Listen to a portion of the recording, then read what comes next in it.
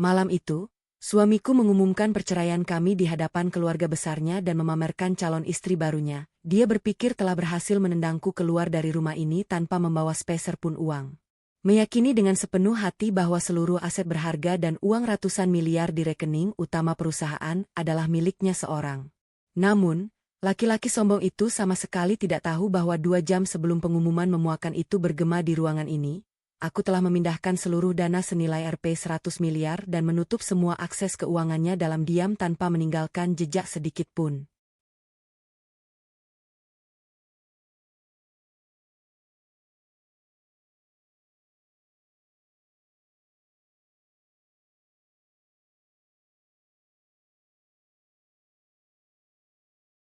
Sebelum ceritanya kita mulai, absen dulu teman-teman cerita putri dari daerah mana saja.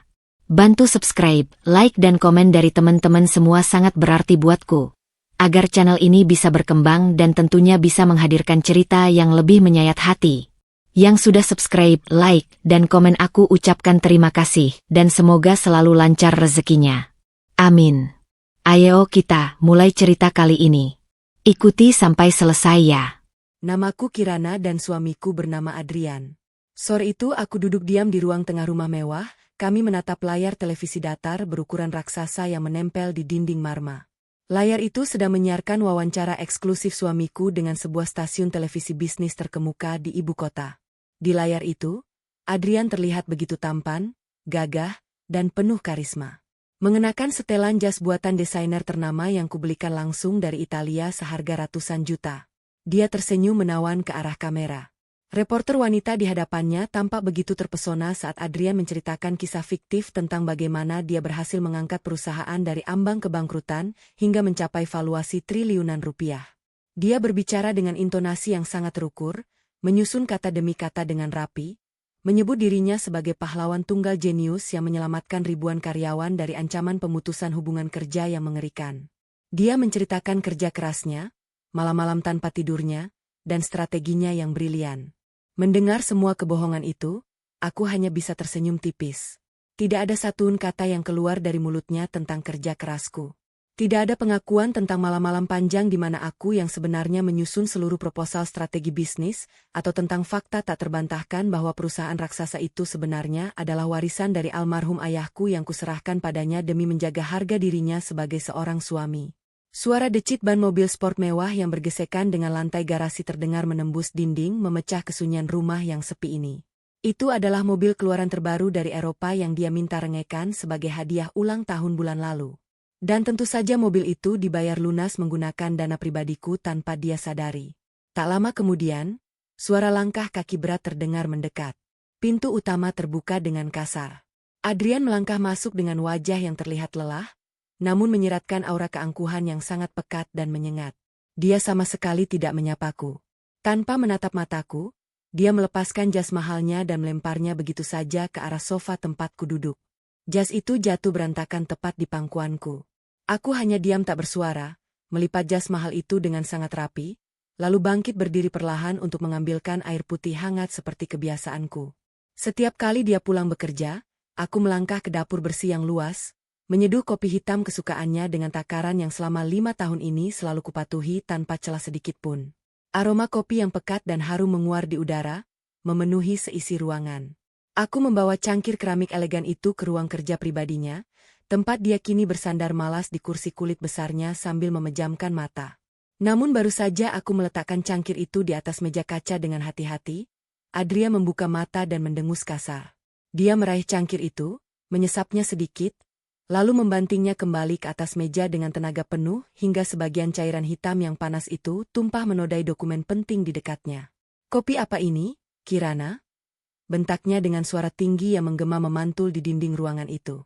"Sudah 5 tahun kita menikah dan kau masih saja tidak tahu cara membuat kopi yang benar untuk suamimu. Rasanya sangat hambar seperti air selokan. Kau ini benar-benar istri yang tidak berguna." Aku menelan ludah, berusaha menahan perih yang tiba-tiba menyengat rongga dadaku.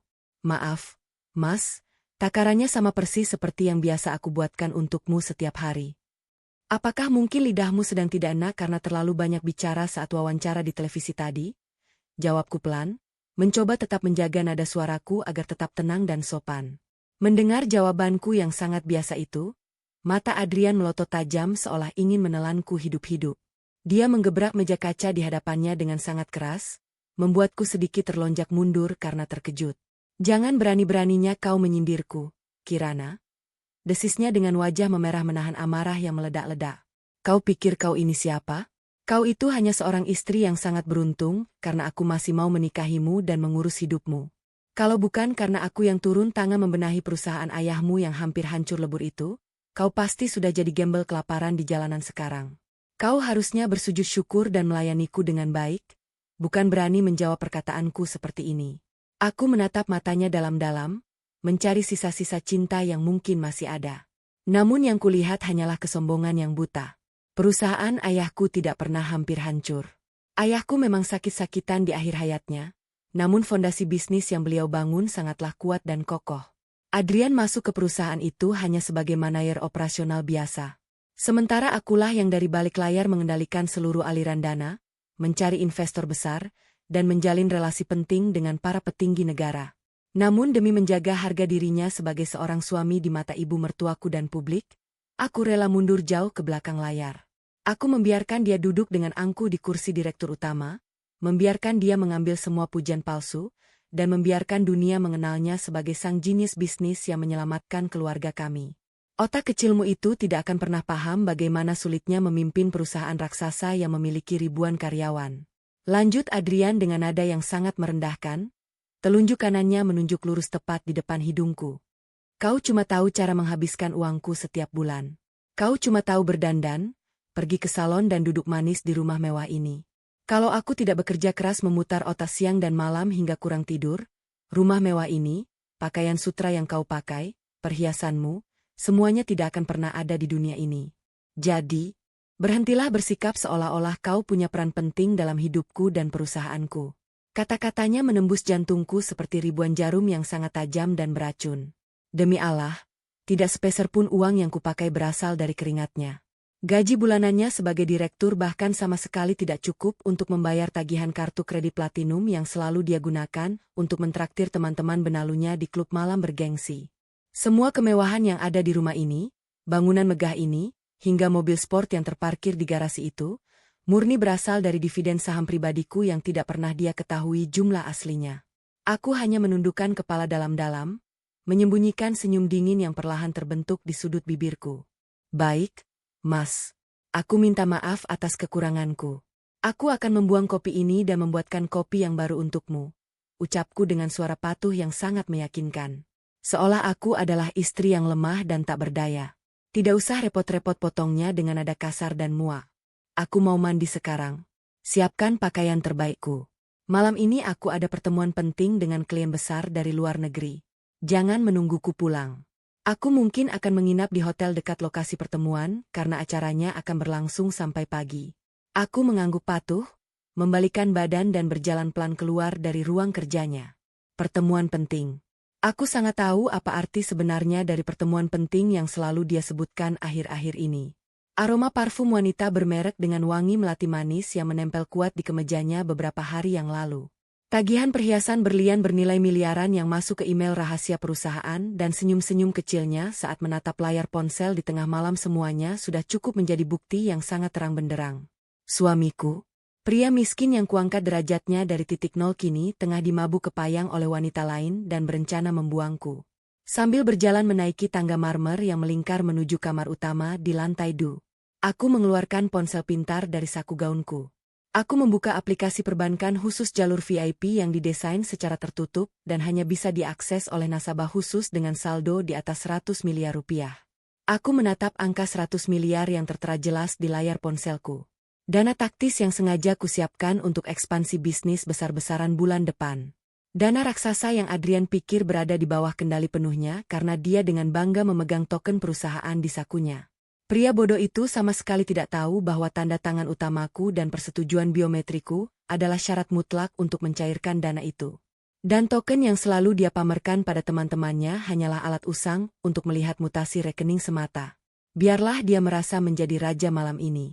Biarlah dia berpikir bahwa dia bisa menindasku, membuangku, dan membawa wanita murahan itu masuk ke dalam kehidupanku dengan menggunakan uang hasil jeripayahku.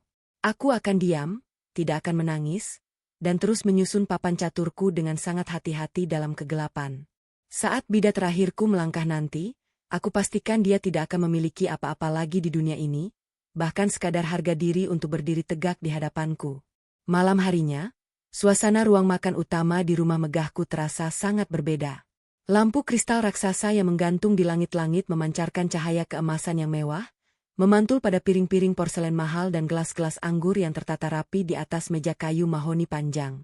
Aroma daging domba panggang bumbu rosemary dan sup jamur trufel menyebar ke seluruh penjuru ruangan disajikan dengan sangat apik oleh para pelayan rumah tanggaku. Namun, kemewahan hidangan malam ini sama sekali tidak bisa menutupi hawa beracun yang menguar dari orang-orang yang duduk mengelilingi meja makan ini. Ibu mertuaku, Ibu Lestari duduk dengan angkuh di kursi sebelah kanan. Lehernya dihiasi kalung berlian tebal yang baru saja dia beli bulan lalu menggunakan kartu kredit tambahanku. Di sebelahnya, adik iparku Siska sibuk memoles lipstik merah menyala sambil sesekali melirik sinis ke arahku. Mereka berdua sengaja diundang malam ini oleh Adrian suamiku untuk sebuah perayaan makan malam keluarga yang katanya sangat penting. Aku menatap wajah-wajah penuh keserakahan di sekeliling meja ini dengan ketenangan yang luar biasa. Jika saja mereka tahu bahwa karpet sutra dari Persia yang sedang mereka injak, kursi mewah yang menopang punggung mereka, bahkan hidangan yang sedang mereka kunyah dengan rakus itu dibayar penuh oleh keringatku, mungkin mereka tidak akan berani mengangkat dagu setinggi itu di hadapanku. Adrian duduk di kursi utama bak seorang kaisar yang baru saja menaklukkan dunia. Dia mengenakan kemeja sutra hitam kesayangannya. Kemeja yang kubelikan dari butik eksklusif di Milan. Wajahnya berseri-seri memancarkan aura kemenangan yang sangat palsu. Masakanmu malam ini terasa hambar seperti biasa. Keluh Ibu Lestari memecah keheningan sambil melempar garpunya dengan kasar ke atas piring porselen hingga menimbulkan suara dentingan tajam. Benar-benar tidak ada kemajuan. Adrian, Ibu sungguh tidak mengerti kenapa kamu masih mempertahankan wanita tidak berguna ini di rumah kita. Kamu itu sekarang direktur utama, pemimpin perusahaan raksasa. Kamu butuh istri yang sepadan yang bisa diajak ke acara-acara sosial kelas atas, bukan wanita rumahan yang cuma tahu mengurusi dapur dan itu pun sama sekali tidak becus. Betul kata Ibu, Mas, sahut Siska dengan nada melengking yang memekakkan telinga. Teman-temanku di arisan sosialita selalu bertanya siapa istri Mas Adrian yang hebat itu. Aku sampai malu menjawabnya. Masa aku harus bilang kalau istri petinggi perusahaan kebanggaan keluarga kita cuma perempuan membosankan yang tidak punya gaya sama sekali. Aku hanya dia menuangkan air putih ke dalam gelas Ibu Lestari dengan gerakan pelan dan terukur. Tidak ada gunanya membalas ucapan lalat-lalat berdengung ini. Biarkan mereka berpesta di atas ilusi yang kuangun dengan tanganku sendiri. Sudahlah, Ibu Siska. Malam ini kita berkumpul bukan untuk membahas kekurangannya. Ucap Adrian sambil menyeka bibirnya dengan serbet kain putih. Dia menatapku dengan tatapan dingin yang menusuk, lalu memberikan isyarat dengan tangannya agar aku duduk di kursi seberang menjauh darinya. Duduklah, ada hal sangat penting yang harus aku selesaikan malam ini juga. Aku menarik kursi dan duduk dengan postur tegak melipat kedua tanganku di atas pangkuan. Adrian merogoh tas kerjanya yang diletakkan di kursi sebelah lalu mengeluarkan sebuah map coklat tebal berlogo perusahaan. Dia melemparkan map itu ke tengah meja hingga meluncur dan berhenti tepat di depanku. Tadi siang aku baru saja menggelar rapat umum pemegang saham secara tertutup dengan para petinggi perusahaan. Kata Adrian dengan suara bariton yang sengaja diberatkan, mencoba terdengar sangat berwibawa. Hasil dari rapat itu sudah diputuskan secara mutlak. Semua dewan direksi sepakat bahwa perusahaan membutuhkan kepemimpinan tunggal tanpa campur tangan pihak luar. Dokumen di dalam map itu adalah akta pengesahan bahwa namamu telah resmi dicoret dari daftar pemegang saham minoritas dan seluruh kendali aset saham, serta hak veto perusahaan kini mutlak berada di tanganku sebagai direktur utama sekaligus pemilik tunggal. Aku hampir saja tertawa keras mendengar pidatonya yang sangat konyol.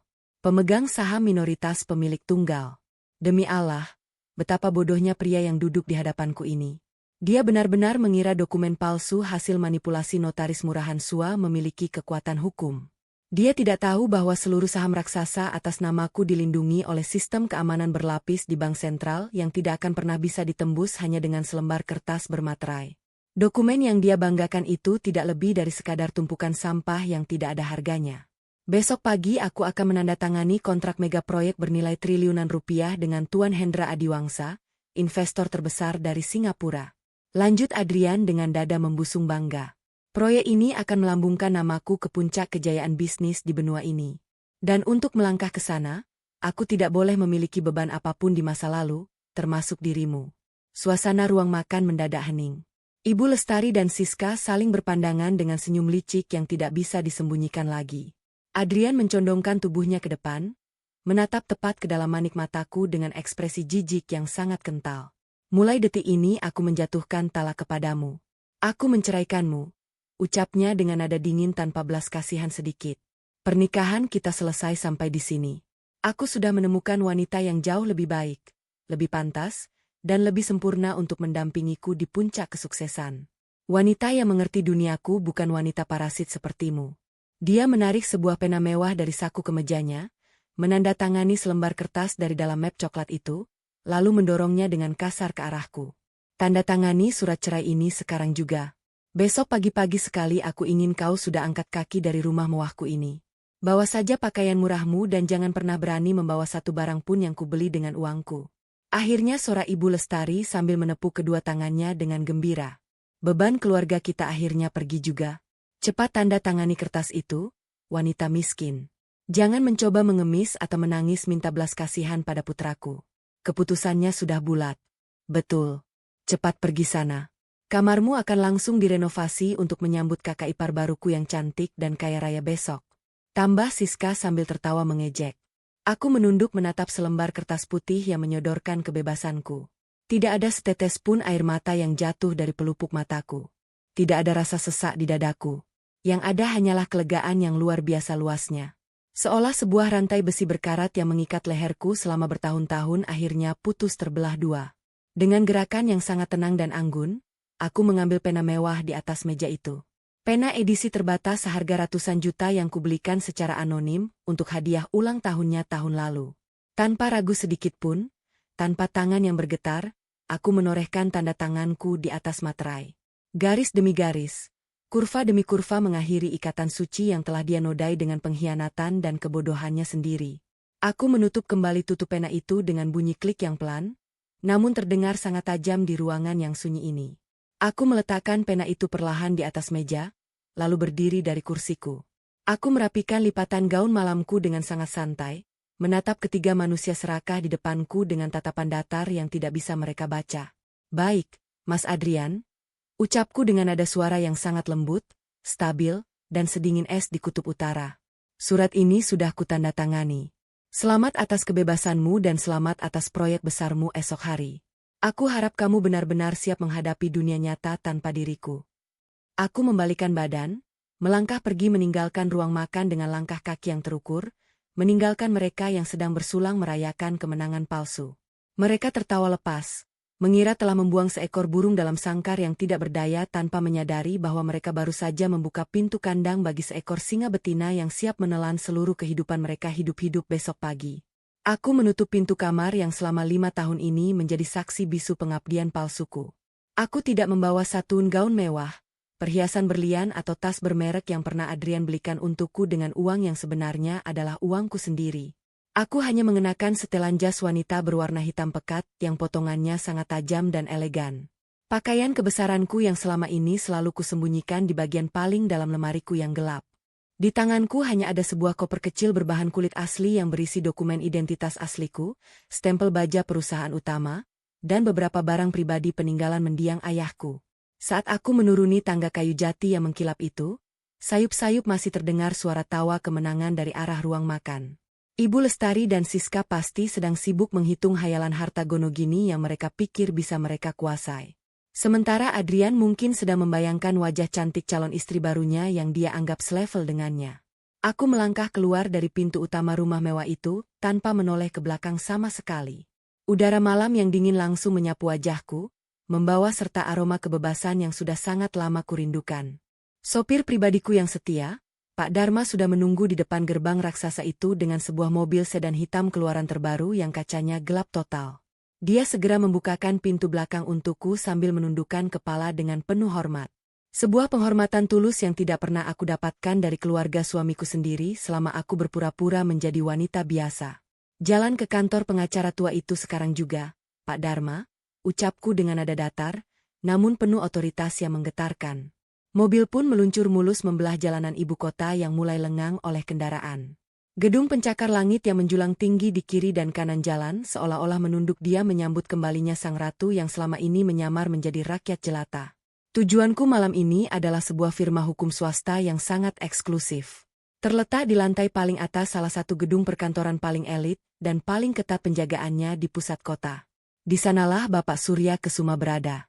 Dia bukan sekadar pengacara biasa yang bisa dibayar dengan uang murahan.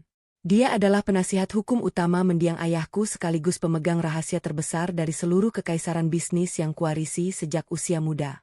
Hanya Bapak Surya yang tahu persis bahwa wanita miskin dan parasit yang baru saja diceraikan dan diusir oleh Adrian ini adalah pemegang saham mayoritas tunggal dari grup Adhitama. Konglomerasi raksasa yang mengendalikan lebih dari separuh urat nadi perekonomian di negara ini. Mobil berhenti tepat di lobi parkir khusus tamu penting di ruang bawah tanah. Aku melangkah keluar diiringi gema ketukan sepatu hak tinggiku yang memecah keheningan malam yang pekat. Pintu lift khusus Presiden Direktur langsung terbuka menyambutku, membawaku melesat menuju lantai atas tanpa harus melewati meja resepsionis atau pemeriksaan keamanan manapun. Ketika pintu lift berdenting terbuka, Bapak Surya Kesuma sudah berdiri tegak menyambutku di depan pintu ruang kerjanya yang terbuat dari kayu mahoni tebal berukir naga. Pria paruhbaya dengan setelan jas abu-abu rapi dan rambut yang mulai memutih itu langsung membungkukkan badannya 90 derajat ke arahku. "Selamat malam, Nyonya Besar." Sapanya dengan suara bariton yang berat dan penuh wibawa. "Akhirnya Anda memutuskan untuk kembali ke tahta yang seharusnya menjadi milik Anda." Aku mengangguk pelan, berjalan melewati beliau dengan langkah anggun dan langsung duduk di kursi kulit kebesaran yang menghadap ke dinding kaca raksasa di ujung ruangan. Pemandangan jutaan lampu kota yang berkelap-kelip di bawah sana, tampak seperti lautan kunang-kunang yang berada tepat di bawah telapak kakiku. "Semuanya sudah selesai, Pak Surya," ucapku sambil meletakkan koper kecilku di atas meja marmer yang terasa dingin di kulitku. Adrian baru saja memaksaku menandatangani surat cerai dan mengusirku dari rumah malam ini juga. Dia sangat yakin bahwa dokumen pengalihan aset yang dia buat dengan notaris sewaannya itu telah memberikannya kendali penuh atas seluruh perusahaannya. Mendengar hal itu, Bapak Surya Kesuma mendengus pelan dan tersenyum tipis. Sebuah senyuman meremehkan yang sangat jarang dia tunjukkan di hadapan orang lain. Betapa bodoh dan sombongnya pria itu, Nyonya Besar. Dia benar-benar mengira bisa merampas perusahaan yang dilindungi oleh hukum perwalian internasional hanya dengan selembar kertas lusuh yang bahkan tidak terdaftar di Kementerian Hukum. Dia menggali kuburannya sendiri. Aku menyandarkan tubuhku ke punggung kursi empuk itu, menatap bayangan diriku sendiri yang terpantul di kaca jendela raksasa. Sorot mataku kini berubah tajam, memancarkan aura dominasi dan kekejaman yang selama ini sengaja kuredam dalam-dalam demi mempertahankan pernikahan yang sangat menyedihkan itu. "Sekarang saatnya kita bertindak, Pak Surya," kataku dengan nada suara yang membeku seperti es. "Aktifkan klausul jalan buntu malam ini juga. Jangan sisakan celah sedikit pun untuknya bernapas." Bapak Surya Kesuma mengangguk tegas tanpa ragu, lalu segera berjalan menuju brankas baja tahan api yang tertanam rahasia di balik lukisan besar di ruang kerjanya. Dia memutar kombinasi angka yang rumit lalu mengeluarkan sebuah map kulit berwarna hitam pekat yang tersegal rapat dengan lilin merah berlogo keluarga Adhitama. Klausul jalan buntu adalah mekanisme pertahanan otomatis yang sangat mematikan. Dirancang khusus oleh mendiang ayahku puluhan tahun yang lalu. Klausul ini menetapkan aturan mutlak bahwa jika terjadi perceraian, ancaman fisik, atau upaya pengambil alihan paksa oleh pihak luar terhadap diriku, maka seluruh aset, aliran dana tersembunyi, dan hak suara di semua perusahaan anak yang dikelola oleh pihak terkait akan langsung terkunci seketika. Adrian selama ini merasa sangat hebat karena perusahaannya terus-menerus memenangkan tender besar dan mendapatkan suntikan dana tiada henti dari berbagai pihak. Dia tidak pernah tahu bahwa semua keajaiban itu terjadi murni karena aku diam-diam selalu mengalirkan dana talangan dari rekening pribadiku melalui berbagai perusahaan cangkang untuk menutupi kebodohan, keangkuhan, dan kerugian manajemennya yang bobrok. Cabut seluruh dukungan finansial kita dari perusahaannya detik ini juga. Perintahku sambil menatap tajam ke arah Bapak Surya yang kini duduk di depan layar komputernya. Tarik kembali semua dana investasi siluman yang selama ini menopang operasional mereka. Batalkan semua jaminan bank yang mengatasnamakan grup Adhitama. Biarkan perusahaan Adrian berdiri telanjang tanpa pelindung apapun di tengah badai krisis. Dengan kecepatan jari yang sangat presisi, Bapak Surya mengeksekusi setiap perintahku tanpa ampun. Hanya dalam hitungan menit, Triliunan rupiah uang yang selama ini menjadi darah segar bagi perusahaan Adrian ditarik kembali secara paksa ke rekening induk raksasaku. Layar monitor besar di dinding ruangan itu menunjukkan grafik likuiditas perusahaan Adrian yang langsung terjun bebas menuju angka 0 dan bahkan terus menembus angka minus yang mengerikan. Surat cerai yang dia berikan kepada Anda malam ini adalah pemicu utama dari klausul buntu ini. Lapor Bapak Surya sambil memutar layar monitornya agar aku bisa melihat hasilnya dengan lebih jelas. Proses pemindahan dana telah selesai sepenuhnya. Nyonya besar. Mulai besok pagi seluruh aset perusahaannya akan dibekukan secara sepihak oleh pihak Bank Sentral karena gagal memenuhi syarat jaminan minimum. Dia tidak akan bisa mencairkan uang sepeser pun dari rekening perusahaannya. Bahkan untuk sekadar membayar gaji kebersihan kantornya bulan ini, dia tidak akan pernah mampu. Aku tersenyum sangat dingin melihat deretan angka merah yang berkedip-kedip di layar raksasa itu. Adrian sangat membanggakan pertemuannya besok pagi dengan Tuan Hendra Adiwangsa. Dia mengira investor raksasa dari Singapura itu benar-benar tertarik pada bakat bisnisnya yang dia anggap cemerlang. Dia sama sekali tidak tahu bahwa Tuan Hendra Adiwangsa hanyalah salah satu bawahan kepercayaanku yang mengelola cabang perusahaanku di luar negeri. Hendra terbang jauh-jauh datang ke Indonesia murni atas perintah rahasiaku. Sengaja ditugaskan untuk memberikan ilusi kemenangan dan harapan palsu kepada Adrian sebelum aku menghancurkannya berkeping-keping hingga tidak tersisa. Pak Surya, hubungi Hendra sekarang juga, ucapku sambil berdiri perlahan dari kursi, merapikan lipatan jas hitamku dengan gerakan yang sangat tenang dan elegan. Beritahu dia bahwa rapat besok pagi di Hotel Bintang L itu tetap berjalan sesuai rencana awal kita. Biarkan Adrian datang dengan kepala tegak, dada membusung, dan senyum sombongnya.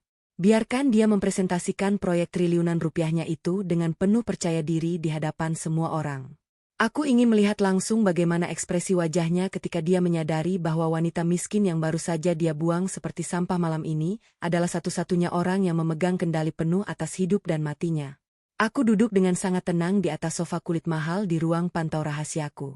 Secangkir teh hangat mengepul pelan di atas meja kaca di hadapanku. Di dinding ruangan ini, sebuah layar monitor raksasa menampilkan siaran langsung dari kamera pengawas tersembunyi yang sengaja dipasang di setiap sudut kantor Adrian. Pagi ini adalah hari penentuannya. Dari layar itu, aku bisa melihat dengan sangat jelas bagaimana Adrian melangkah masuk ke lobi utama perusahaannya dengan gaya berjalan yang luar biasa angkuh. Dagunya terangkat tinggi, dadanya membusung lebar, seolah dia adalah penguasa dunia yang baru saja menaklukkan seluruh daratan. Dia mengenakan setelan jas mewah buatan perancang busana ternama yang baru saja dia beli semalam menggunakan kartu kredit tambahan yang diam-diam masih terhubung dengan rekening pribadiku. Dia sama sekali tidak tahu bahwa itu adalah transaksi terakhir yang bisa dia lakukan sebelum kartunya mati total tanpa sisa. Kesombongan yang membalut tubuhnya pagi ini adalah sebuah ilusi yang sangat menyedihkan. Dia merasa memegang kendali atas takdirnya, padahal dia sedang berjalan tegap menuju tiang gantungan yang sudah aku siapkan dengan sangat teliti. Dari sudut pandang kamera di ruang rapat utama, aku melihat Adrian mengumpulkan seluruh karyawan senior perusahaannya. Mereka adalah orang-orang tua yang berdedikasi tinggi yang diam-diam aku tempatkan di sana sejak 5 tahun lalu untuk menjaga agar perusahaan Adrian tidak hancur lebur karena keputusan bodohnya. Pak Haris, maner operasional yang sudah bekerja puluhan tahun berdiri dengan wajah bingung saat Adrian melemparkan setumpuk dokumen pemutusan hubungan kerja ke atas meja kaca. Mulai hari ini kalian semua saya pecat. Suara Adrian terdengar sangat lantang dan arogan melalui pelantang suara di ruanganku. Perusahaan ini akan segera bekerja sama dengan investor raksasa dari luar negeri. Saya tidak butuh orang-orang tua yang lamban, kolot, dan tidak memiliki visi masa depan seperti kalian. Saya akan mengganti kalian semua dengan tenaga muda yang lebih bergengsi. Wajah Pak Haris memucat pasi, namun Adrian hanya tertawa meremehkan sambil mengusir mereka keluar dari ruangan tanpa memberikan pesangon sepeser pun. Para staf senior itu saling berpandangan sejenak. Wajah mereka menyeratkan kekecewaan yang sangat mendalam. Namun mereka tidak melawan. Sesuai dengan instruksi rahasiaku malam sebelumnya, mereka hanya mengangguk hormat dan membereskan barang-barang mereka. Adrian mengira dia baru saja membersihkan perusahaannya dari parasit. Padahal dia baru saja memutus tali pengaman terakhir yang menahan perusahaannya dari jurang kehancuran. Tidak lama setelah para staf senior itu melangkah keluar dengan kepala tertunduk lesu, pintu ruang rapat didorong terbuka dengan sangat kasar. Brahmanio manajer keuangan perusahaan yang masih muda namun sangat teliti berlari masuk dengan napas terengah-engah. Wajahnya pucat seperti mayat hidup. Keringat dingin membanjiri dahi dan pelipisnya. Tangannya gemetar hebat saat dia menggenggam sebuah komputer tablet yang menampilkan grafik keuangan perusahaan. Pak Adrian, kita dalam masalah besar. Kehancuran total sedang terjadi. Suara Brahio terdengar panik dan bergetar hebat. Seluruh akses ke rekening utama perusahaan tiba-tiba terblokir sejak tengah malam tadi. Semua dana talangan ditarik kembali secara paksa oleh pihak yang tidak dikenal. Likuiditas kita minus, Pak. Bahkan cek yang Bapak keluarkan kemarin sore untuk membayar pemasok bahan baku baru saja ditolak mentah-mentah oleh pihak bank karena saldo kita tidak mencukupi sama sekali. Aku menyesap tehku perlahan, tersenyum tipis menanti reaksi suamiku yang sangat jenius itu. Adrian mengerutkan keningnya, menatap Brahio dengan tatapan jijik. Seolah manajer keuangannya itu adalah seekor serangga yang sangat mengganggu pemandangannya. Kamu ini bicara omong kosong apa? Bentak Adrian dengan suara keras yang menggema ke seluruh ruangan. Itu pasti hanya gangguan sistem perbankan biasa. Bank sentral sedang melakukan perbaikan jaringan. Kamu jangan bersikap kampungan dan membuat kepanikan yang sama sekali tidak perlu. Brahman Tio menggelengkan kepalanya dengan kuat, mencoba menyodorkan layar tablet itu ke wajah Adrian. Bukan, Pak. Ini bukan gangguan sistem. Ini penarikan paksa. Ada klausul rahasia yang aktif dan pihak bank menyatakan bahwa seluruh aset kita dibekukan sebagai jaminan. Kita tidak punya uang sepeser pun, Pak. Perusahaan ini bangkrut detik ini juga. Mendengar kata bangkrut, wajah Adrian memerah karena amarah yang meledak-ledak. Dia menepis tangan Brahio dengan sangat kasar hingga komputer tablet itu terpelanting dan jatuh berkeping-keping di atas lantai marma. Berani sekali kamu mengatakan perusahaanku bangkrut. Teriak Adrian dengan urat leher yang menonjol keluar. Kamu pikir saya ini siapa? Hari ini saya akan bertemu dengan Tuan Hendra Adiwangsa, investor terbesar dari Singapura. Dia akan menyuntikkan dana triliunan rupiah ke perusahaan ini siang ini juga. Uang receh yang ada di bank itu tidak ada artinya dibandingkan dengan apa yang akan saya dapatkan hari ini. Kamu sama bodohnya dengan mantan istri saya yang miskin itu. Selalu pesimis dan tidak berguna. Mulai detik ini juga kamu saya pecat. Keluar dari gedung saya sekarang juga. Brahio terdiam kaku menatap mantan bosnya dengan pandangan kasihan bercampur rasa tidak percaya. Tanpa mengucapkan sepatah kata pun lagi, dia membalikkan badan dan meninggalkan ruangan itu. Menyadari sepenuhnya bahwa pria arogan di belakangnya sudah tidak bisa diselamatkan lagi. Adrian mendengus kesal lalu merapikan kerah jas mahalnya. Dia menarik napas panjang dan tersenyum puas ke arah cermin besar di sudut ruangan. Dia mematut dirinya, merasa sangat tampan, sangat berkuasa, dan sangat kaya raya. Dia mengambil tas kerjanya yang terbuat dari kulit buaya asli, lalu melangkah keluar dari kantornya menuju Hotel Bintang 5. Tempat pertemuan itu akan dilangsungkan. Dia berjalan menuju mobil mewahnya dengan langkah ringan, bersiap menjemput masa depan gemilang yang dia yakini sudah berada di dalam genggamannya. Dia bahkan menyempatkan diri untuk menyapa resepsionis di lobi dengan senyuman miring yang penuh keangkuhan. Memamerkan jam tangan mewahnya yang berkilau tertimpa cahaya lampu kristal. Dia benar-benar hidup dalam gelembung halusinasinya sendiri. Mabuk oleh kekuasaan semu yang sebentar lagi akan meledak di depan matanya. Di ruang pantau rahasiaku, aku meletakkan cangkir tehku ke atas meja kaca. Bapak Surya yang berdiri di belakangku sejak tadi hanya bisa menggelengkan kepalanya melihat tingkat kebodohan pria itu. Semuanya sudah siap, Nyonya Besar. Lapor Bapak Surya dengan nada suara yang sangat hormat. Mobil Anda sudah menunggu di lobi bawah. Tuan Hendra juga sudah berada di ruang pertemuan hotel. Duduk manis menunggu kedatangan mangsanya. Aku berdiri perlahan merapikan gaun sutra hitam elegan yang membalut tubuhku. Mari kita berangkat, Pak Surya. Ucapku dengan suara yang sangat tenang, namun membawa aura kematian yang sangat pekat. Sudah saatnya kita membangunkan Adrian dari mimpi indahnya. Sudah saatnya kita menunjukkan kepadanya bagaimana rasanya jatuh dari puncak langit yang tertinggi, meluncur bebas menyentuh dasar neraka yang paling dalam. Aku melangkah keluar dari ruangan itu dengan langkah yang anggun dan mematikan.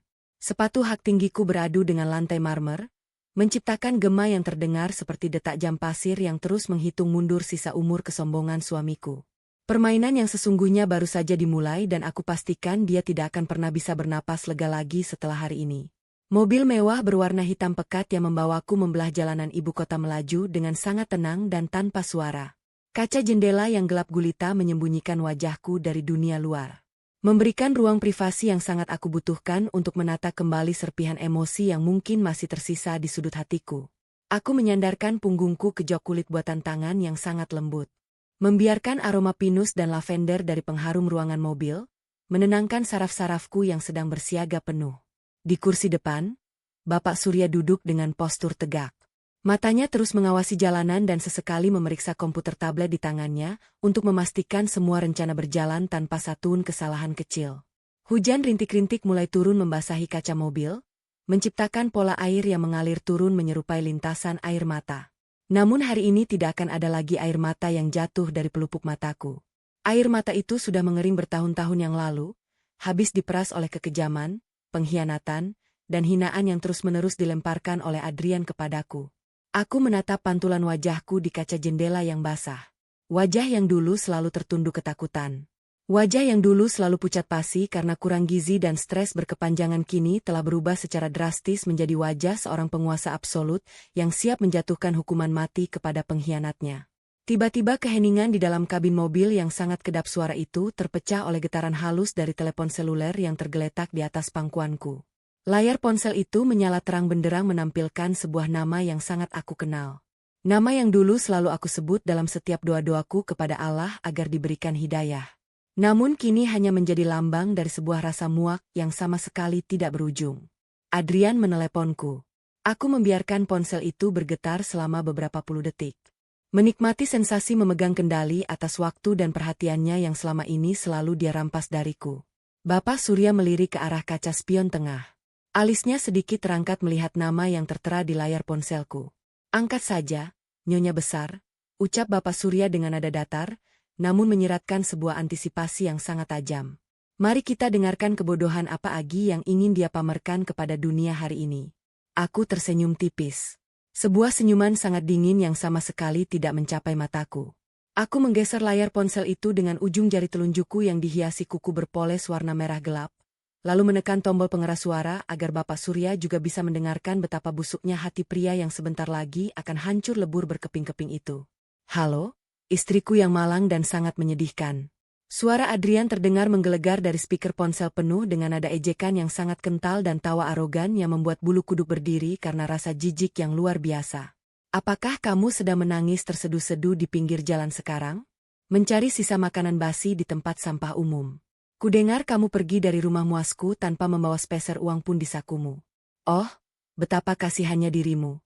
Dengarkan baik-baik, wanita gembel. Hari ini adalah hari paling bersejarah dan paling agung dalam hidupku. Hari ini aku Adrian akan menandatangani kontrak kerjasama bernilai triliunan rupiah dengan Tuan Hendra Adiwangsa, investor kelas atas yang sangat dihormati dari Singapura. Perusahaanku akan menjadi raksasa bisnis yang tidak tertandingi oleh siapapun dan aku akan menjadi salah satu orang paling kaya raya di negara ini. Aku sengaja meluangkan waktuku yang sangat berharga untuk meneleponmu karena aku sedang merasa sangat berbaik hati hari ini. Aku mengundangmu untuk datang ke Hotel Grand Mahkota sekarang juga.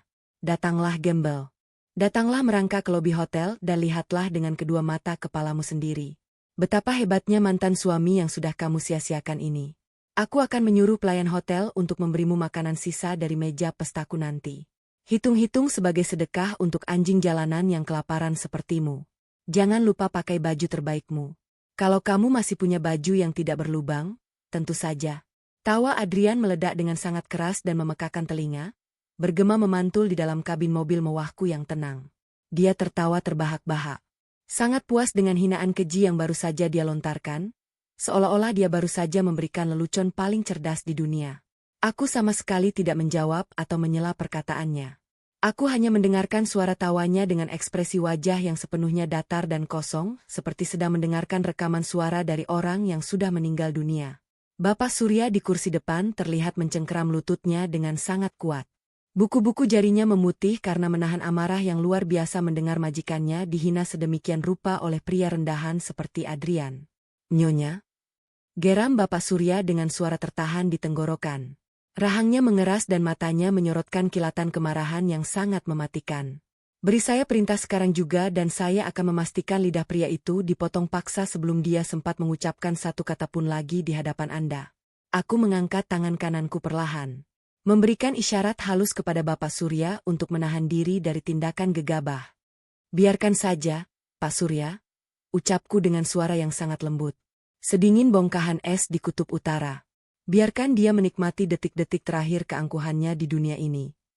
Orang yang sedang berdiri di tepi jurang kehancuran seringkali merasa dirinya sedang terbang tinggi sampai gravitasi mengingatkan mereka akan kenyataan yang sangat keras dan menyakitkan.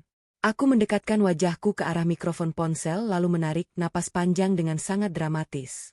Aku akan datang, Adrian, jawabku dengan nada suara yang sengaja aku buat terdengar sangat pelan dan bergetar. Berpura-pura menjadi wanita lemah, miskin, dan putus asa yang sudah menyerah pada nasib buruknya. Aku akan datang ke sana untuk melihat kesuksesan besarmu. Tunggu aku di lobi hotel. Setelah mengatakan kalimat itu, aku langsung memutus sambungan telepon sepihak tanpa menunggu balasan apapun dari pria sombong itu. Aku melempar ponselku kembali ke pangkuan, lalu menatap lurus ke depan menembus kaca mobil dengan tatapan mata yang tajam bagaikan sebilah pedang samurai yang baru saja diasah hingga sempurna. Adrian sama sekali tidak tahu bahwa wanita yang baru saja dia panggil gembel kelaparan adalah pemilik tunggal dan sah dari seluruh bangunan megah Grand Mahkota tempat dia berada sekarang. Dia sama sekali tidak tahu bahwa Tuan Hendra Adiwangsa yang sangat dia agung-agungkan dan sembah-sembah itu hanyalah salah satu bawahan kepercayaanku yang tunduk dan patuh pada setiap centikan jariku. Pria itu benar-benar buta dan tuli, mabuk kepayang oleh ilusi kebesaran palsu yang dia ciptakan sendiri di dalam kepalanya yang sangat sempit dan bodoh. Mobil mewahku akhirnya berbelok dengan sangat mulus memasuki pelataran Hotel Grand Mahkota yang sangat megah dan luar biasa luas. Air mancur raksasa menari-nari di tengah taman depan memantulkan cahaya lampu yang berkilauan. Pilar-pilar marmer putih raksasa menjulang tinggi menyangga atap lobi yang dihiasi lampu kristal bernilai puluhan miliar rupiah. Puluhan petugas keamanan berseragam hitam-hitam berbaris rapi langsung berdiri tegap dan memberikan hormat yang sangat dalam saat melihat plat nomor mobilku memasuki area khusus tamu kehormatan VVIP yang dijaga sangat ketat. Pintu mobil langsung dibukakan oleh kepala pelayan hotel yang sudah menunduk hormat hingga wajahnya hampir menyentuh aspal jalanan. "Selamat datang kembali di properti Anda, Nyonya Besar," ucapnya dengan suara gemetar penuh penghormatan dan ketakutan yang bercampur menjadi satu. Aku melangkah keluar dari dalam mobil, membiarkan angin malam yang dingin menyapu gaun sutra hitamku yang berkibar dengan sangat anggun. Sepatu hak tinggiku menapak mantap di atas karpet merah tebal yang sengaja digelar khusus hanya untuk menyambut kedatanganku malam ini. Aku berjalan membelah lobi hotel yang luas itu dengan langkah yang sangat pelan namun penuh dengan aura intimidasi yang membuat siapapun yang melihatku secara otomatis menahan napas mereka. Di ujung lobi yang terang benderang dari kejauhan, aku bisa melihat sosok Adrian sedang duduk bersandar di sofa tunggu berlapis bludru merah, menyilangkan kakinya dengan sangat angkuh sambil memegang segelas sampanye mahal, menatap ke arah pintu masuk dengan senyuman merendahkan yang sudah dia siapkan secara khusus untuk menyambut kedatangan mantan istri gembelnya. Aku menghentikan langkahku sejenak, berdiri di balik pilar-pilar pualam raksasa yang memisahkan area tamu kehormatan dengan lobi utama. Dari tempatku berdiri yang sedikit temaram ini, aku bisa melihat dengan sangat jelas bagaimana Adrian membusungkan dadanya. Pria itu tampak begitu bangga duduk di sana, menyilangkan kaki dengan sangat arogan. Dia mengenakan setelan jas yang terlihat mahal namun murahan di mataku. Jas yang aku tahu pasti dia sewa dengan menghabiskan seluruh sisa uang tabungannya demi terlihat kaya di acara malam ini. Dia tertawa terbahak-bahak saat berbicara dengan beberapa tamu undangan rendahan yang kebetulan lewat. Menyombongkan diri seolah-olah dialah sang pemilik acara malam ini. Aku tersenyum sinis.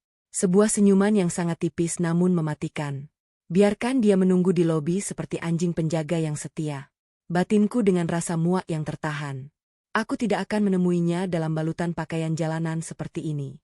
Malam ini adalah malam penghancuran mutlak dan aku harus tampil selayaknya seorang ratu yang akan menjatuhkan hukuman mati kepada pengkhianat kerajaannya yang paling hina. Aku memberikan isyarat kecil kepada Bapak Surya melalui gerakan mataku. Bapak Surya yang sangat peka langsung mengangguk paham. Dia segera mengarahkan langkahku menjauh dari lobi menuju lift kaca pribadi yang tersembunyi di balik dinding air terjun buatan.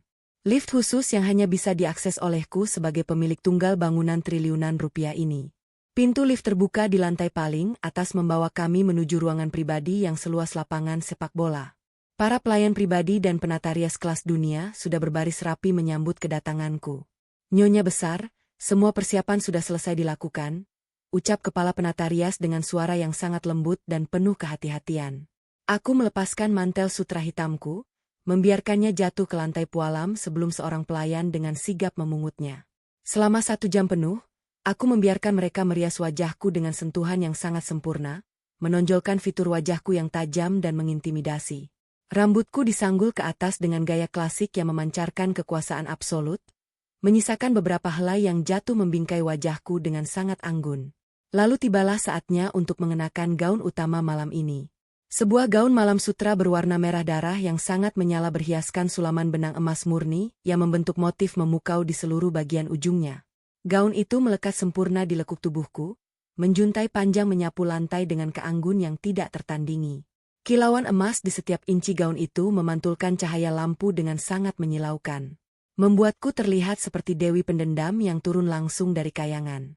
Kalung berlian raksasa senilai ratusan miliar melingkar indah di leherku, memancarkan cahaya yang bisa membutakan mata siapa saja yang memandangnya. Aku memandang pantulan diriku di depan cermin raksasa setinggi 3 m.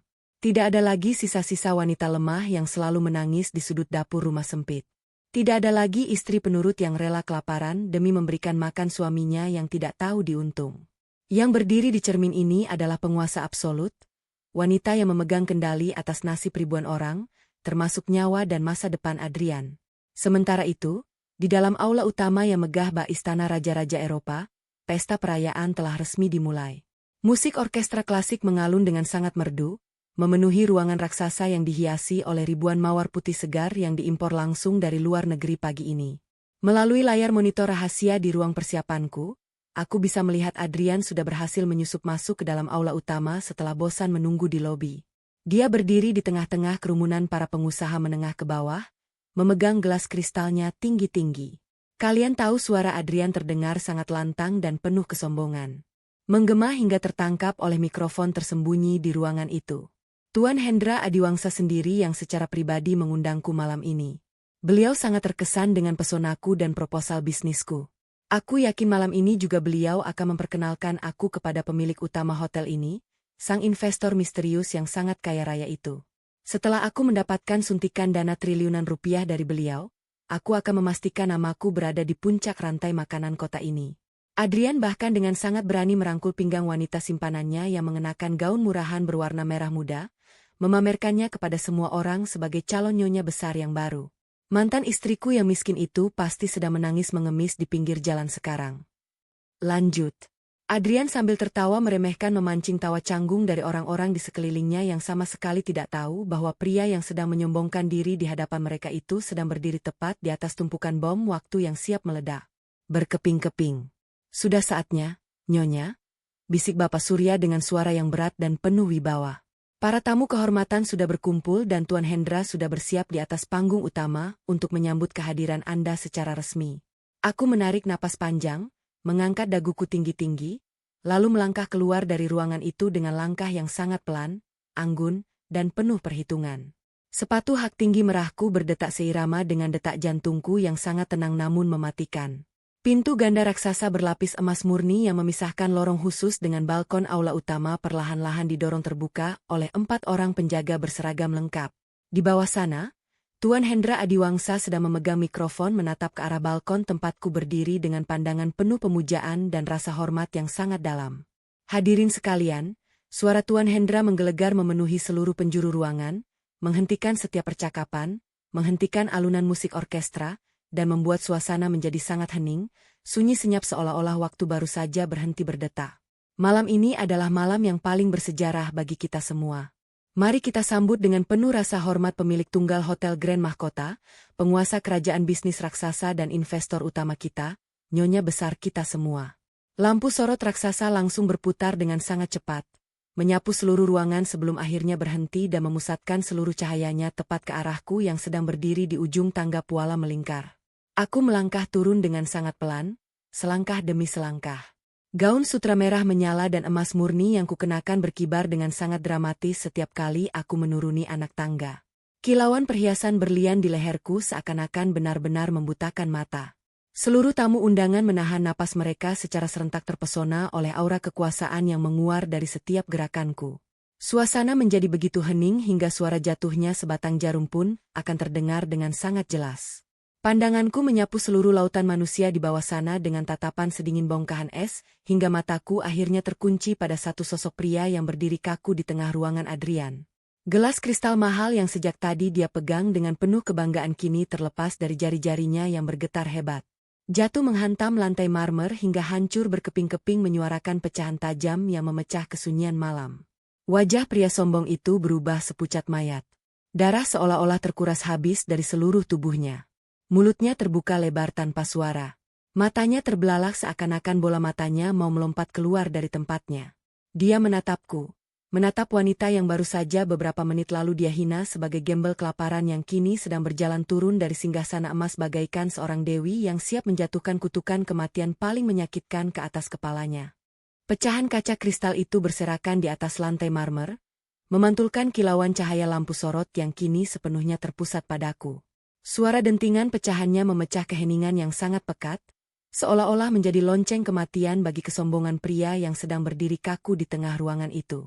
Aku menghentikan langkahku tepat di anak tangga terakhir. Gaun sutra merah menyala dan emas murni yang membalut tubuhku menyapu lantai dengan sangat anggun. Berdesir lembut seiring dengan embusan pendingin ruangan yang terasa membekukan tulang. Aku menatap lurus ke arah pria yang pernah berjanji di hadapan Allah untuk melindungiku. Pria yang selama bertahun-tahun menginjak-injak harga diriku tanpa ampun membuangku ke jalanan demi wanita murahan yang kini sedang berdiri gemetar di sampingnya. Wanita itu yang selalu membanggakan gaun merah mudanya yang mencolok seakan-akan dia adalah seorang putri raja. Kini mencengkeram lengan suamiku dengan wajah yang dipenuhi oleh kebingungan dan kepanikan akut. Dia belum sepenuhnya mengerti apa yang sedang terjadi di depan matanya. Namun, aura ketakutan yang menguar dari tubuh suamiku perlahan-lahan merambat ke dalam pori-pori kulitnya. Dia bisa merasakan otot-otot di lengan suamiku menegang hebat sekeras batu. Tubuh pria yang beberapa menit lalu berteriak lantang dengan sangat sombong itu kini bergetar hebat. Keringat dingin sebesar biji jagung mulai bermunculan di dahinya, mengalir turun melewati pelipisnya yang pucat pasi, menetes jatuh membasahi kerah kemeja mahalnya. Dia membuka mulutnya lebar-lebar, mencoba mengucapkan sesuatu, mencoba memanggil namaku untuk memastikan bahwa matanya sedang tidak menipunya. Namun, pita suaranya seolah-olah lumpuh total. Tidak ada satupun kata yang berhasil keluar dari bibir gemetarnya. Matanya yang selalu menatapku dengan penuh rasa jijik dan tawa meremehkan kini dipenuhi oleh ketakutan yang sangat mendalam. Ketakutan yang murni dan tidak dibuat-buat. Ketakutan seorang tawanan yang sedang menatap bilah kapa algojonya yang baru saja diasah tajam. Di tengah ketegangan yang sangat pekat dan menyesakkan dada itu, perhatian seluruh ruangan tiba-tiba teralihkan oleh suara derit engsel pintu utama aula yang terbuka dengan sangat lebar. Dua baris penjaga keamanan berseragam hitam legam melangkah masuk dengan gerakan yang sangat rapi dan serempak membentuk barikade untuk membuka jalan bagi seseorang yang baru saja tiba. Tuan Hendra yang masih berdiri di atas panggung utama segera menghentikan pidatonya dan menundukkan kepalanya dengan penuh hormat. Semua tamu undangan menahan napas mereka untuk kedua kalinya malam ini. Orkestra yang tadinya diam kini memainkan melodi penyambutan yang sangat megah. Dari ambang pintu raksasa itu muncullah sosok seorang pria parubaya yang sangat legendaris di dunia bisnis negeri ini. Beliau adalah Tuan Brawijaya Kusuma, sang naga bisnis yang menguasai berbagai sektor industri strategis. Tokoh paling dihormati yang bahkan jumlah kekayaannya tidak bisa dihitung dengan mesin penghitung uang sekalipun. Kehadirannya di acara malam ini adalah sebuah keajaiban yang nyata. Sebuah kehormatan yang tidak pernah dibayangkan oleh siapapun yang hadir di ruangan ini. Tuan Brawijaya dikenal sebagai orang yang sangat tertutup, tidak pernah menghadiri acara pesta biasa dan hanya berurusan dengan para penguasa elit tingkat dunia. Melihat kedatangan Tuan Brawijaya, secercah harapan palsu tiba-tiba muncul menyala-nyala di mata suamiku. Pria bodoh itu rupanya masih belum bisa menerima kenyataan yang sedang terjadi di depan matanya.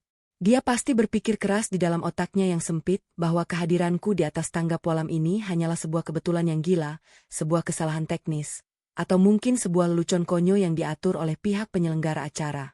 Dia meyakinkan dirinya sendiri bahwa dia adalah tamu penting malam ini, bahwa dia adalah calon rekan bisnis kesayangan Tuan Hendra.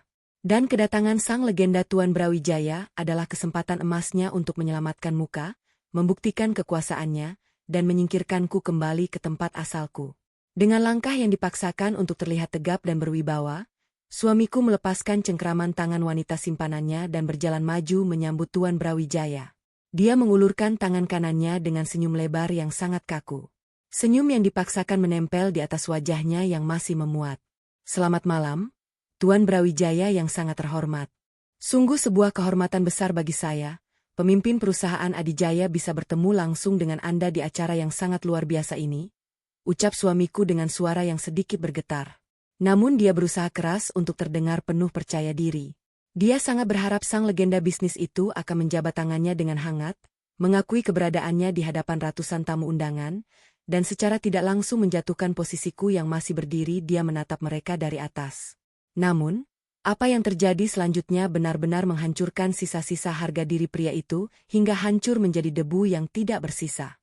Tuan Brawijaya sama sekali tidak melirik ke arahnya. Beliau bahkan tidak menghentikan langkahnya barang sedetik pun, tidak juga mengedipkan matanya ke arah pria yang sedang berdiri menghalangi jalannya itu. Beliau terus berjalan maju dengan langkah yang sangat tegap, menepis udara kosong dan melewati suamiku begitu saja. Seolah-olah pria yang sedang mengulurkan tangan itu hanyalah sebuah patung kayu usang yang tidak memiliki arti apa-apa. Seolah-olah suamiku hanyalah setumpuk debu kotor di lantai yang tidak pantas untuk dipandang oleh mata emasnya. Tangan kanan suamiku menggantung kaku di udara, sementara tubuhnya membeku. Wajahnya perlahan-lahan memerah pada menahan rasa malu yang luar biasa saat ratusan pasang mata tamu undangan kelas atas menyaksikan penolakan yang sangat terang-terangan dan merendahkan itu. Terdengar suara bisik-bisik tertahan dari beberapa pengusaha di sekitarnya, menertawakan kebodohan pria yang berani-beraninya mencoba menghalangi jalan sang naga bisnis. Tuan Brawijaya terus melangkah membelah kerumunan tamu yang dengan sendirinya menyingkir dan menunduk memberikan jalan yang luas baginya. Langkah sepatunya yang mantap dan penuh wibawa menggema di seluruh penjuru ruangan, mengalahkan suara detak jantung siapapun yang mendengarnya. Beliau berjalan lurus menuju ke arah dasar tangga pualam tempatku berdiri. Jarak di antara kami semakin dekat dan keheningan di dalam aula itu menjadi semakin mencekam dan mematikan. Tidak ada yang berani bersuara, tidak ada yang berani bergeser dari posisi mereka. Bahkan suara tarikan napas pun terdengar sangat keras di telingaku. Tepat ketika Tuan Brawijaya berada di jarak 2 langkah dari ujung gaunku, beliau menghentikan langkahnya dengan sangat perlahan. Pria parubaya yang sangat ditakuti, dipuja, dan dihormati oleh seluruh penguasa bisnis di negara ini itu perlahan-lahan mengangkat tangannya dan merapikan kancing jas mahalnya. Kemudian di hadapan ratusan tamu undangan yang berstatus sosial sangat tinggi, di hadapan Tuan Hendra yang menatap dari atas panggung dengan penuh kekaguman, dan di hadapan suamiku yang kini napasnya seakan-akan berhenti berhembus total, sang legenda bisnis itu melakukan sesuatu yang membuat seluruh dunia seakan-akan runtuh. Tuan Brawijaya membungkukkan tubuhnya ke depan hingga membentuk sudut 90 derajat yang sangat sempurna. Beliau menundukkan kepalanya dalam-dalam, menunjukkan rasa hormat yang sangat luar biasa. Sebuah penghormatan sakral yang hanya diberikan kepada seseorang yang memegang kekuasaan mutlak di atas segalanya. Maaf, saya terlambat, Nyonya Presdir. Suara Tuan Brawijaya terdengar sangat jelas, berat, dan penuh dengan penyesalan yang sangat tulus. Memecah kesunyian malam dengan kekuatan ledakan yang setara dengan sambaran petir di siang bolong. Kalimat itu bergema dengan sangat kuat, memantul ke setiap sudut dinding pualam, menyusup paksa ke dalam telinga setiap orang yang hadir di ruangan itu. Nyonya Presdir. 2 kata yang diucapkan oleh mulut seorang legenda itu menjadi vonis mati yang paling kejam bagi kesombongan suamiku. Aku bisa mendengar suara lutut seseorang menghantam lantai marmer dengan sangat keras. Aku memutar bola mataku sedikit ke bawah dan melihat suamiku telah jatuh terduduk di atas lantai tepat di sebelah genangan pecahan gelas kristalnya sendiri. Kakinya tidak lagi mampu menopang berat badannya yang mendadak terasa seperti ditarik oleh gravitasi bumi yang berlipat ganda. Matanya terbelalak kosong menatap ke arahku dan Tuan Brawijaya secara bergantian dengan ekspresi orang gila yang kewarasannya baru saja direnggut paksa dari dalam tengkoraknya. Rahangnya jatuh terbuka, namun tidak ada udara yang masuk maupun keluar dari paru-parunya. Wanita simpanannya menjerit tertahan dengan nada melengking yang menyedihkan, menutup mulutnya sendiri dengan kedua tangan yang bergetar sehebat daun yang ditiup badai. Dia melangkah mundur beberapa langkah dengan panik. Kakinya tersandung ujung gaun merah mudanya yang kini terlihat sangat murahan membuatnya jatuh terjerembab ke belakang dengan sangat tidak elit, hingga pantatnya menghantam lantai dengan keras. Riasan wajahnya yang sangat tebal sama sekali tidak mampu menyembunyikan kulit wajahnya yang kini berubah seputih kertas kosong. Dia akhirnya tahu. Suaminya akhirnya tahu bahwa wanita yang selama bertahun-tahun ini mereka jadikan keset kotor untuk diinjak-injak. Wanita yang mereka usir dari rumah di tengah malam badai dengan pakaian lusuh dan perut kosong kelaparan. Kini berdiri tegak di hadapan mereka sebagai penguasa tertinggi yang bisa menghancurkan nyawa dan masa depan mereka hanya dengan satu jentikan jari yang ringan. Aku sama sekali tidak mempedulikan pemandangan menyedihkan dari sepasang pengkhianat di bawah sana. Aku menatap lurus ke arah Tuan Brawijaya yang masih membungkuk hormat menahan posisinya di hadapanku, tanpa berani bergerak sedikit pun sebelum aku memberikan izin. Tidak apa-apa, Tuan Brawijaya. Ucapku dengan nada suara yang sangat tenang, sedingin es abadi, namun penuh dengan otoritas mutlak yang tidak terbantahkan oleh siapapun. Silakan berdiri tegak. Anda datang di saat yang sangat tepat untuk menyaksikan sebuah pertunjukan kecil yang cukup menghibur. Tuan Brawijaya perlahan-lahan menegakkan kembali tubuhnya, menganggukkan kepalanya sekali lagi dengan penuh kepatuhan yang tulus. Beliau kemudian melangkah satu langkah ke samping, berdiri tepat di belakangku dengan sikap seorang panglima perang setia yang siap menerima dan menjalankan perintah eksekusi dari ratunya. Pandanganku kini kembali menyapu lautan manusia yang masih mematung dalam keterkejutan mereka yang sangat luar biasa. Ratusan pengusaha, pejabat, dan sosialita yang sebelumnya saling menyombongkan harta mereka. Kini tidak ada satupun dari mereka yang berani mengangkat wajah untuk menatap langsung ke dalam mataku. Mereka semua menundukkan kepala mereka dalam-dalam, mengakui kekuasaanku tanpa syarat, menyadari dengan sepenuh hati bahwa mulai detik ini, malam ini juga, peta kekuatan dan rantai makanan di kota ini telah berubah selamanya dan aku duduk di puncak tertingginya. Aku melangkah maju dengan sangat pelan, menuruni satu anak tangga terakhir hingga kedua ujung sepatu hak tinggi merahku kini berpijak kokoh di atas lantai marmer yang sama dengan suamiku. Suara ketukan langkahku terdengar sangat mengancam dan mematikan saat aku berjalan perlahan mendekati pria yang kini sedang bernapas dengan sangat cepat. Tersengal-sengal seolah-olah pasokan oksigen di ruangan itu telah disedot habis. Dia mencoba merangkak mundur menggunakan sikunya, mencoba menjauh dari bayanganku yang perlahan-lahan menelan tubuhnya. Namun, seluruh persendiannya terlalu lemas karena ketakutan yang sangat luar biasa. Pecahan kaca kristal tajam dari gelasnya menggores telapak tangannya hingga robek, meneteskan darah segar berwarna merah pekat ke atas lantai marmer yang putih bersih. Namun, dia seolah-olah tidak merasakan rasa sakit fisik itu sama sekali. Rasa sakit di tangannya sama sekali tidak ada apa-apanya dibandingkan dengan teror mental yang sedang meremukkan seluruh kewarasan dan jiwanya saat ini. Aku berhenti melangkah tepat di hadapannya. Bayanganku jatuh menutupi seluruh tubuhnya yang gemetar hebat. Aku menatapnya dari atas ke bawah, menatap tumpukan sampah bernapas yang selama bertahun-tahun dengan penuh kesombongan menyebut dirinya sebagai suamiku, sebagai raja mutlak di rumah kami yang sempit dan pengap. Sekarang di istana megah ini, di bawah cahaya lampu sorot yang menyilaukan mata dan disaksikan oleh seluruh penguasa kota, dia hanyalah seekor cacing tanah yang sangat menjijikkan. Menunggu detik-detik terakhir sebelum sepatu merahku menginjak kepalanya. Aku tersenyum tipis. Sebuah senyuman yang sama sekali tidak mencapai kehangatan mataku. Sebuah senyuman yang jauh lebih mematikan daripada kemarahan yang meledak-ledak. Demi Allah, aku bersumpah di dalam relung hatiku yang paling gelap malam ini. Aku akan membuat pria ini merasakan penderitaan yang jutaan kali lipat lebih menyakitkan daripada setiap tetes air mata yang pernah dia paksa keluar dari mataku. Baskoro. Suamiku atau lebih tepatnya pria yang dalam beberapa menit ke depan hanya akan menjadi masa lalu yang paling memalukan dalam hidupku. Masih berlutut di atas lantai marmer dengan darah segar yang terus menetes dari telapak tangannya. Napasnya terdengar sangat kasar seperti orang yang sedang tenggelam dan putus asa mencari udara.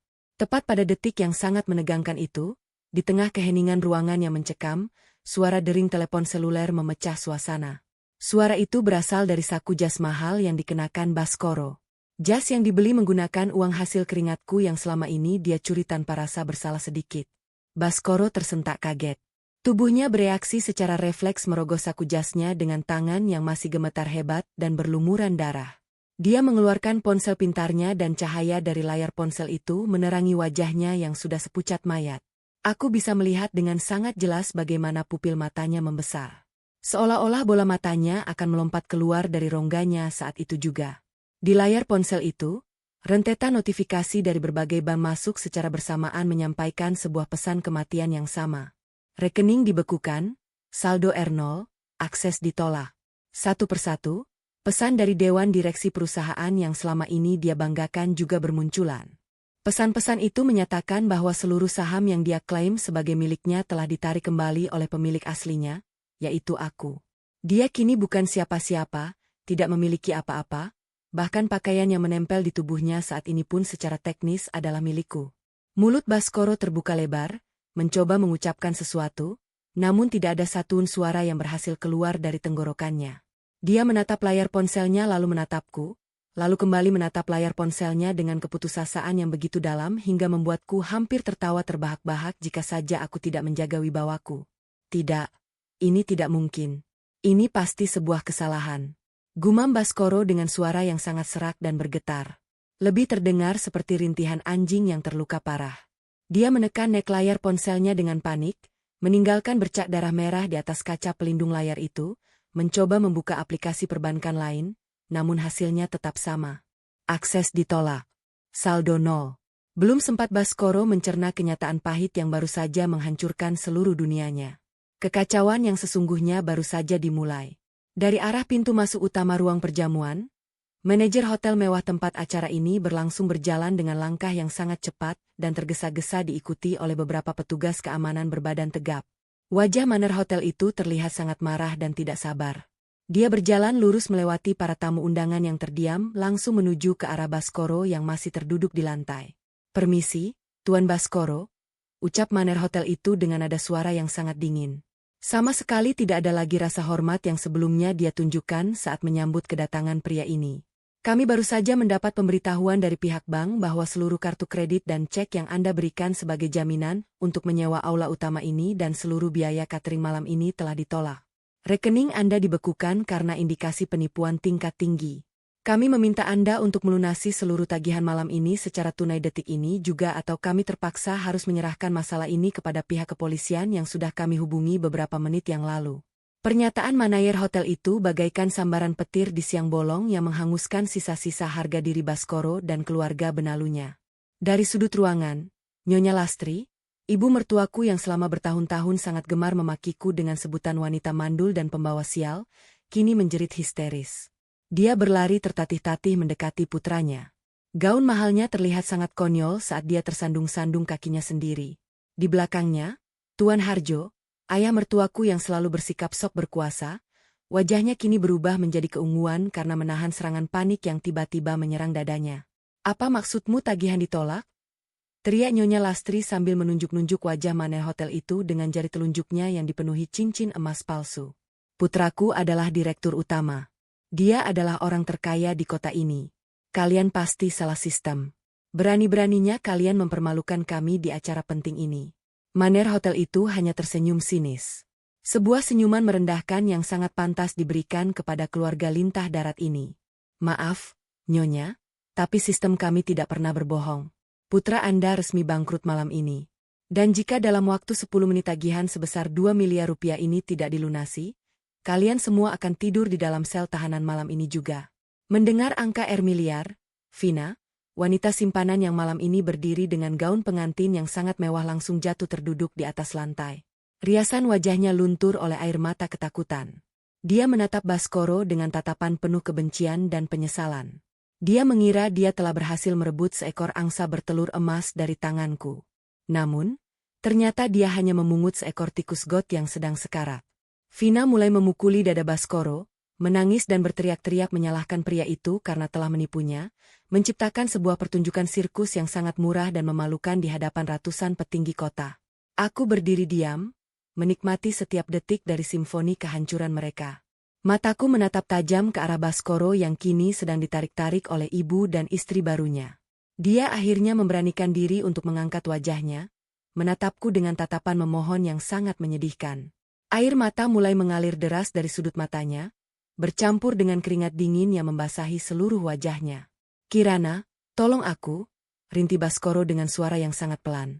Nyaris tidak terdengar di antara jeritan histeris keluarganya. "Tolong aku, Kirana. Aku tahu aku salah. Aku minta maaf. Tolong jangan lakukan ini padaku. Aku suamimu." Mendengar kata suami keluar dari mulut kotornya, rasa jijik yang sangat luar biasa menyelimuti seluruh relung hatiku.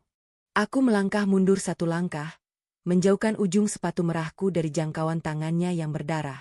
Aku menatapnya dengan tatapan kosong tanpa belas kasihan sedikit pun. "Kamu bukan suamiku, Baskoro," ucapku dengan nada suara yang sangat tenang dan mematikan membuat seluruh ruangan kembali terdiam membisu untuk mendengarkan setiap kata yang keluar dari bibirku. "Kamu hanyalah seorang pencuri bodoh yang terlalu lama bermimpi. Aku tidak menghancurkanmu malam ini. Aku hanya mengambil kembali apa yang selalu menjadi milikku sejak awal. Selamat menikmati sisa hidupmu di dalam neraka yang kamu ciptakan sendiri. Tanpa menunggu balasan apapun dari pria menyedihkan itu, aku membalikan tubuhku dengan sangat anggun. Aku memberikan isyarat kecil kepada Tuan Brawijaya yang sedari tadi berdiri setia di belakangku. Tuan Brawijaya segera melangkah maju, membuka jalan untukku membelah kerumunan tamu yang langsung mundur teratur, memberikan ruang yang sangat luas.